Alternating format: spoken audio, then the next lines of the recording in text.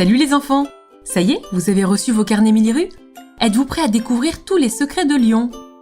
En préparant ton carnet Milliru, j'ai appris une histoire incroyable d'un Lyonnais qui devrait beaucoup te plaire.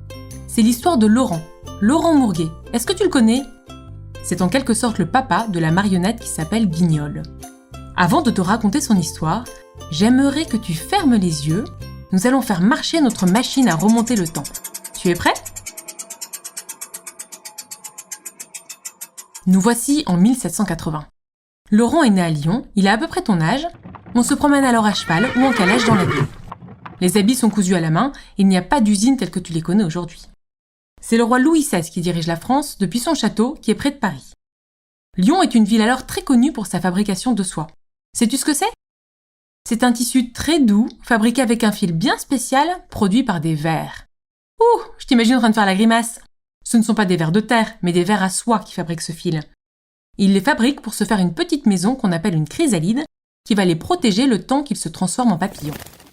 Ce fil est récupéré pour fabriquer un joli tissu avec des dessins de différentes couleurs grâce à une machine très compliquée à faire fonctionner. Cette machine s'appelle un métier à tisser. À l'époque de Laurent, il faut être deux pour le faire fonctionner.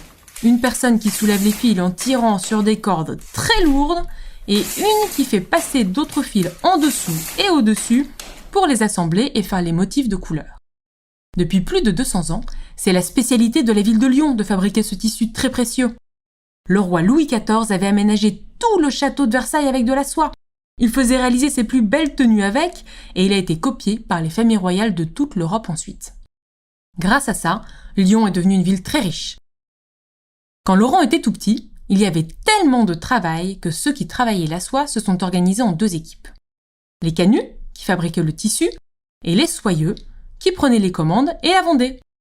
Imagine qu'à l'époque, quand une princesse russe passait commande, c'était sans internet, ni TGV. Il fallait donc aller là-bas, lui présenter différents dessins, se mettre d'accord sur ce qu'elle voulait, revenir, ça prenait plusieurs mois. Les canuts ne pouvaient donc pas être à la fabrique et à la vente en même temps. Notre fameux Laurent, il est né dans une famille de canuts. Toute la journée, ses parents tissent les fils de soie pour faire des écharpes, des rideaux, des robes et d'autres habits précieux. Il habite dans le vieux Lyon, pas très loin du bord de la Saône, avec le métier à tisser au milieu de leur pièce principale, près de la fenêtre pour voir bien clair, et toute la famille mange, dort et vit autour. C'est un travail très compliqué d'être canut. Sur un métier à tisser, il y a plus de 7000 fils. Et imagine qu'on met 8 heures pour tisser 30 cm d'une écharpe. Les canuts gagnent bien leur vie, mais avec un seul métier à tisser, c'était dur. Il valait mieux en avoir plusieurs. Imagine que la moitié des gens à Lyon vit alors de la soie. Et que tout est fait pour leur faciliter la tâche. Les marchands de poissons doivent fermer leurs charrettes pour éviter que des odeurs ne viennent gâcher le tissu. Et les traboules sont utilisées pour descendre les commandes jusqu'au bateau qui les emmène ensuite vers d'autres villes de France et même d'Europe. Puis, Laurent rencontra Jeanne. Ils se marièrent et eurent 10 enfants en 10 ans. Quand Laurent avait 20 ans, et déjà pas mal d'enfants, il y eut en France la Révolution. Tu sais, c'est quand les Français en ont eu marre d'avoir un roi au pouvoir et qu'ils ont coupé la tête de Louis XVI et de sa femme, Marie-Antoinette. Les gens qui faisaient de la soie perdirent alors beaucoup de clients. Les rois, les nobles et les riches membres de l'église n'achetaient plus de beaux tissus pour leurs vêtements, leurs rideaux et leurs meubles.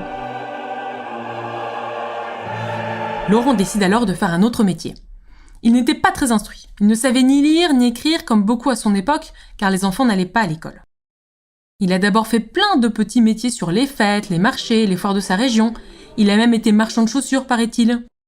Puis, il choisit de devenir dentiste, ou plutôt arracheur de dents. Les dentistes n'existaient pas encore. Quand les dents étaient abîmées, on les arrachait. Hop! D'un coup sec!